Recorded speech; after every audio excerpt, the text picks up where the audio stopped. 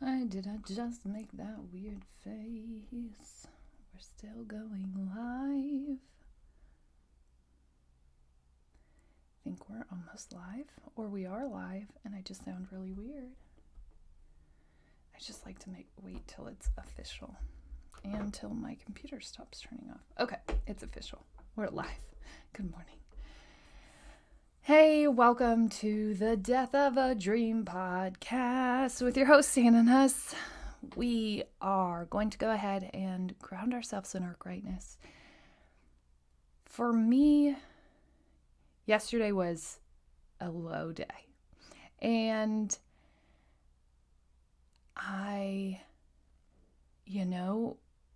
before low days would have cycled into low weeks, would have cycled into just a whole low month. And it really isn't about never having lows. It's about managing them better, paying attention to what put me in this place, and really focusing on what brings me out of those places. So, oh my gosh, so yesterday was low, and I really thought you escape that. You can remove yourself from that, and so much of the removal from my life as I knew it was about finding silence in these moments and being able to fully clue into what's leading to them, and fully listen to where I go in those moments. Why? And really practice. Yesterday was about practicing letting go of that emotion, being okay with being low, and then really listening to myself in that moment. Like, what is my body calling for? What should I do or cancel? What's feeding this? Because there was one instance where I was participating in something, and then I just realized, like, this is taking me lower. This is triggering those negative things that I'm feeling. I have to just remove myself from this. This is not helpful today. Not that it couldn't be helpful any other day of the week, just today it's triggering and further pulling me down. So when you do have those low days, I think those are days that you're allowed to excuse yourself from things that would otherwise be perfectly normal. And there are days and there are things that you can't excuse yourself from, right? Like, there are some days where you just have to show up and go through the motions and be. And I think for me, that used to mean that I would drag people down. I wouldn't even notice that I was in a toxic place, and I would live in that moment for so long because I wasn't even aware that I was going there, and I felt like I would just pull and pull and pull people until I had sort of championed this anger, and it felt good because I get life from connections and from other people and from storytelling that brings me a lot of energy. And so it would always feel like release, when in fact I was just building walls every time and building myself in that emotion and not letting myself fully feel it. The idea of me telling someone or bringing someone into the anger space really was to relieve myself and transfer the full complexity of that anger or sadness emotion. Right? I was just trying to relieve myself of any of it and not be responsible for it and get out of this moment as soon as possible. And for me, getting out of those moments looked like creating humor, telling stories, venting, gossiping, bringing people down with me, right? Whether I was telling them the story or whether I was talking about someone else, that's what a lot of those conversations look like. And now I can see myself going there, right? Like I could start to feel my energy shift on Monday night. I could start to feel the complexity of my emotions kind of spiraling to this low place. And I knew that Tuesday was sort of going to be this weird day in this weird instance. And so, I don't know. I guess, my great thing really was allowing myself to sit in it, allowing myself to be there. And that oftentimes is my great thing, because this is something that I definitely still struggle with. Like, every piece of me yesterday just wanted me to find something that would make me happy and pass through this moment. And believe me, I tried. I pulled up old baby videos of the girls. I was just like, anything, what makes me happy? What makes me happy? Come on, let's get out of here. We're better than this. We're bigger than this. We have to be bigger than this. You don't have a choice. Your life is this now. You've chosen this. You have responsibilities here. You can't just fast forward through this. And I wanted to. And the problem for me was where yesterday was just a day that I wanted to fast forward. It used to be weeks that I wanted to fast forward, where stuff got hard, or I felt sad, or I felt lost, or I felt angry or confused or whatever. And I would just be intentionally trying to fast forward through those moments. And by fast forward, I don't mean like literally a fast forward button. I mean like I would try to load our days so full of everything that I couldn't even pay attention to my emotions if I wanted to. And I would fast forward by jumping from one thing to the next, to the next, to the next, to the next, until we got through this low moment. Because eventually we'd survive it. Eventually we'd get through here. And, right now it feels like it was just a day. And that feels amazing. But a lot of that freedom to just be a day came from the willingness to sit with it, right? The willingness to be okay with having lows, and I can survive it so much faster now. So much faster than when I was trying to fast forward through it, right? Like, lows are normal. Lows are normal. Okay, let's normalize lowness, unhappiness. It's okay. So that's my great thing. Go ahead and take time for yourself. Recognize yourself for your great thing, like you're doing great things every day. It's really important that we start to kind of raise the bar for ourselves, raise and change the belief that we aren't great, that great doesn't live in our everyday. Right?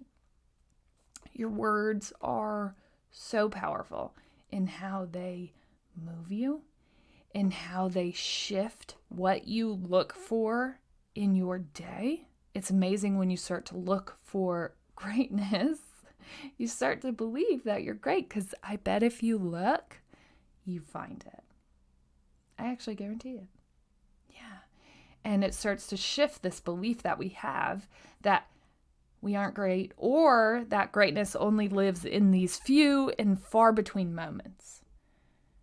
Right? Because how do you think people get to those moments, those great moments, those big stages, those championships, those things that we all dream of, right, in our wildest dreams? Well, they start to practice greatness. So that's what we do here. That's what we do every day. We're practicing. And we're practicing verbalizing it. Why? Because people are about to be calling on you, by the way. And I want people that take part in this podcast to be the ones who want the ball in those moments. right? I want the ball. Give it to me. I want to score. I want to whatever. That's what greatness does. It makes you ask for the ball because you know that you want it. You know you want to be that person. I know it's kind of hard. It's hard to sit with yourself and go, no, I don't. You do. We all do. We all want to be the ones that are carried on the shoulders through the crowd. Like, everybody wants to be that.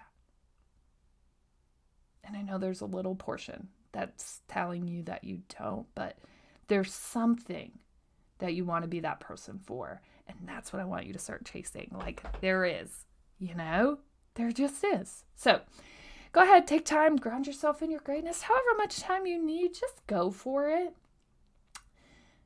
Just do it. Okay, so today's topic is, are you happy?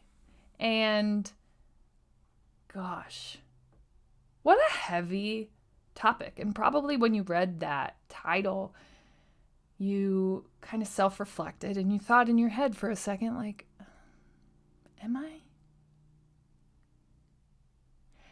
And so much of my podcast really is in chasing happiness or finding what that is. And it's such a heavy question, and it seems like it should be light. And I think most of our responses, at least my immediate response to that, is like, well, yeah, I'm happy. And then I really just think like, yeah, most of the time I'm happy. Almost, I don't know. I really have nothing to not be happy with. But I know happiness is a destination, right? Like you'll never have arrived, but you're always seeking it. And for me, happiness is like an underlying value that I will always be seeking. In fact, happiness is the end goal for me. It's not success. It's not anything it's not perfection. It's not any of those things. It really is just about happiness. And so for me, that means my world and the things that I structure look a lot different from the rest of the world. And I think that's so beautiful because that's how we produce different things. I was trying to explain this to my daughter. Gosh, which one? I think it was Emery. Oh, yeah. Because my 7-year-old said, oh, okay, Mom, if you did that, that means that you're weird. And I looked at her and I said, well, don't you think that that's how the world has to work? Like, there have to be weird people. If there weren't, everything would look exactly the same. And she just looks at me, and I'm assuming someone called her weird or someone called her mom weird, which, like, here I am last Saturday just meditating in the middle of our town, just sitting there barefoot and just trying to take in the silence, trying to take in the energy from the earth. And I have on my noise-proof headphones, so I can't hear anything in this meditation space. And I get up and I look, and probably about 10 feet away, there's a person walking their dog. So certainly when I was in this silence, someone walked by me, and I'm certain they were like, do I need to call someone? Right? So maybe someone actually did call her mom weird, and that's why she was saying I was weird. It's possible. I live in a town of way too few of people to not think that people are starting to see me and have conversations about me, especially because we don't really know anyone. So there's no one to be like, no, I think she's really cool, actually. Yeah. So anyways, that's besides the point. It really is. But she had said that I was weird, and I had kind of posed back to her that that's how essentially things interesting get created. That's how the world has to work. And so yesterday I was sort of spiraling and I was really angry for a little bit. I almost wrote a blog topic on this idea of,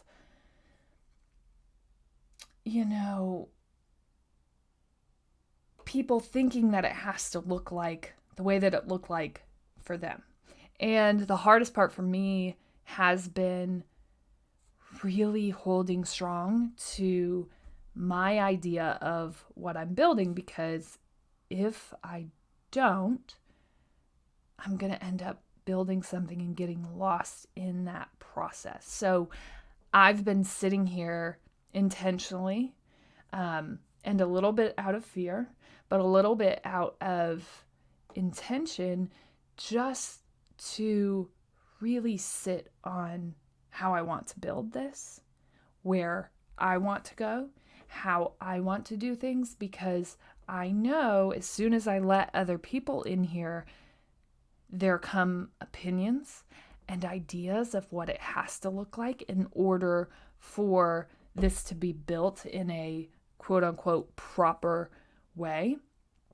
And I need time to sit with what I know and what's important to me as I build out what this is going to look like. And so I've been fearing letting other people in and taking in their opinions, just because I know that I'm still a little bit vulnerable. I know that there was a little bit of time where I had to work through the idea of monetization and not villainizing it for me, but really sitting with my intention behind how we move this into a profitable business adventure, right? Take it past hobbying, take it past just wanting to podcast for the love of podcasting, and not that it'll ever change from that, just that that's what I'm here to do, right? We're building a life-changing empire, in case you haven't heard. You may not have. I don't know how many podcasts you've listened to, how many you've gone back to. And in order to do that, it takes a heck of a lot of intentionality, right? Like, I feel so responsible for the people who come in here, whether they listen to one episode or 100. That's a huge responsibility for me, because, hey, I don't know if you've ever talked to anyone else who listens to this show, but if you message me, I will message you back. In fact, I may even just jump on a call with you if you have questions that demand a call. Like, I'm here for you because I know what it was like to have no one, right? Like, I remember how low that feeling was, and that's why this exists. Like, that's why this podcast is every day. It's meant to keep you calling on yourself. It's meant to keep you engaged in what this looks like, in what chasing your dream, in what recovering from the death of your dream looks like, so you just keep going and you don't go it alone. Because it sucks. It really does. And chasing your dream is like a never-ending story that's going to play out. But I just didn't want anybody to feel what I was feeling early on. To show up and question whether or not you even had the right to recover from fine.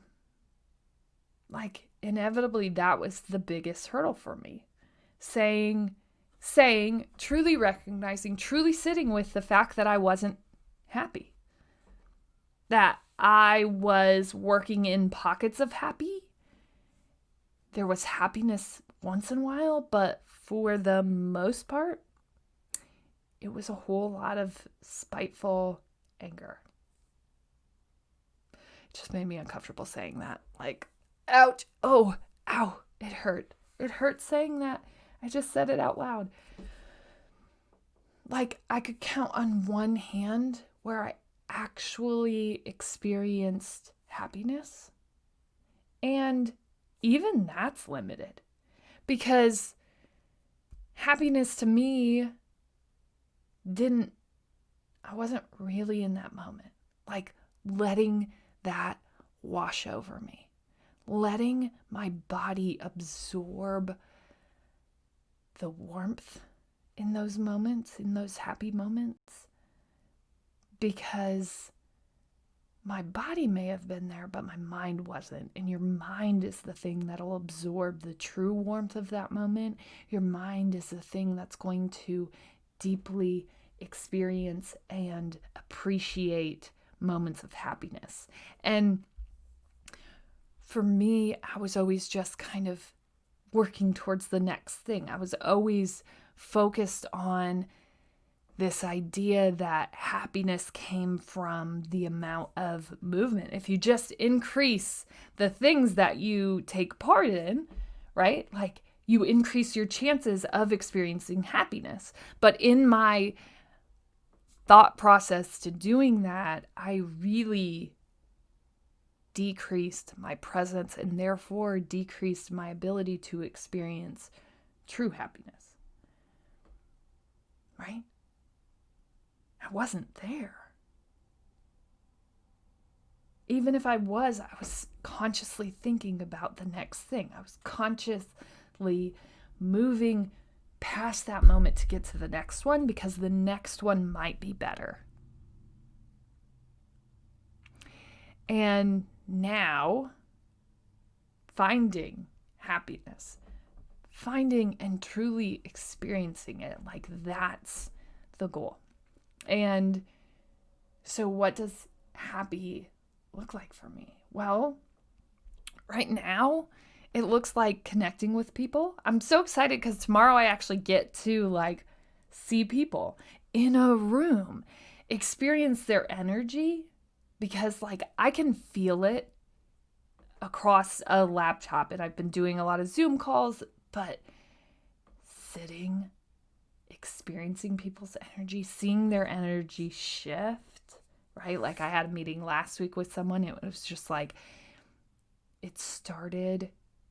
it started so simple. It started really just in this beautiful place where it was just oh, hi, this is who I am. This is who you are. And I could feel the momentum. I could feel the energy building in that moment. And so I'm so excited for tomorrow because I get to feel the energy of an entire room of people for the first time in a very long time. And I'm super pumped about that. And that looks like happiness to me because I know that I get happiness from the energy of people, chasing their dreams. So I'm excited to be able to be in that moment, to sit in that place and experience that. That's happiness for me. And I get to do that all day long. Yeah, I know, right? What? What is this life? Who is this person? What is she doing here? And it all just came from this idea that I really wasn't happy. And I was always chasing it. But even when I got it, I never allowed myself to experience it because I was just moving on to the next thing. Because I knew that the happiness was fleeting, right? I knew that it would end. And when it ended, we'd be back in this low, angry space. And I was so unaware of my toxicness because it was always packaged in snarky comedic relief. That it felt like I was just funny and I was helpful. And because of that, people wanted more. And so I was happy. And looking back, I think about conversations and I think about who I was and when I showed up to get that energy shift from people and how I showed up. And I stole energy. And I stole it because it was so precious to me. Because I knew that on those low weeks, I would need so much of that energy, and I would try to cut people down just to, right, to even steal more. Because I was so afraid of those low moments, right? And those low moments didn't look like one day like they do now. Those low moments look like weeks, months, right? Months of anger, weeks of anger that was inescapable. And so I would steal energy any chance that I got. And that looked like stealing rooms, right? That looked like making sure that people were aware of how I was showing up so that they'd come back so that I could absorb their energy. That looked like me chasing a whole lot of ego-driven things so that I could get energy from quick wins, so that I could get energy from establishing and showcasing who I was. And then I would just like collect it. It would be like me stealing, me cutting people down, me just loading that all up in a backpack because I knew that I'd have to call on those reserves, and then me going back in, trying to find new ways to insert myself in my ego, try to find new ways to steal energy. Right? And a lot of those efforts looked like me cutting people down because boom, if I take some of their confidence, that's more that I can steal, that's more that I can put in my bag, right? And maybe that saves me from being unhappy again. Yeah. And that's pretty much where I lived most of my 20s. Like, just stealing. Stealing. Every day. Every day stealing energy, trying to find ways, trying to boost my own ego in an attempt to survive what I knew was inevitable. Stealing. From a place of anger and ego. And so my happiness wasn't really dependent on that.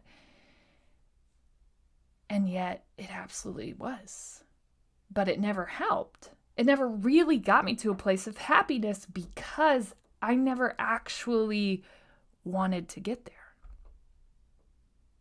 Right? Like, I would claim that happiness was my goal, or I would claim that freedom was my goal, but I would sit there and shoot venom at anybody that was chasing that, right? Because that was easier than actually saying that I wasn't happy and then actually doing something about it. It was so much easier to just sit there in that space and steal energy that I would need to survive my next low. It just was. So today we're actually talking about, in the bonus episode, we're talking with Carrie Veach about this topic, interestingly enough. And we're kind of talking just about freedom and energy and monetization, which we also talked about a little bit earlier, and just really sitting with your intention. So make sure that you join and listen in on that conversation with Carrie Veach. She is actually the owner of Set Yourself Free, and she does work all around the world with people who want to find happiness, who want to set themselves free from this life. And she travels and lives all around the world and kind of follows her feet wherever she ends up, wherever that's going to make her happy in that moment. And so she's such a gift. I'm so glad to bring her here to talk on this subject. And, you know, I think for everyone, what are those things that make you happy? And start finding ways to do more of that. And you don't have to steal energy from other people to get there. As always, you're smart, you're strong, you're beautiful. What are you going to do? Change the world.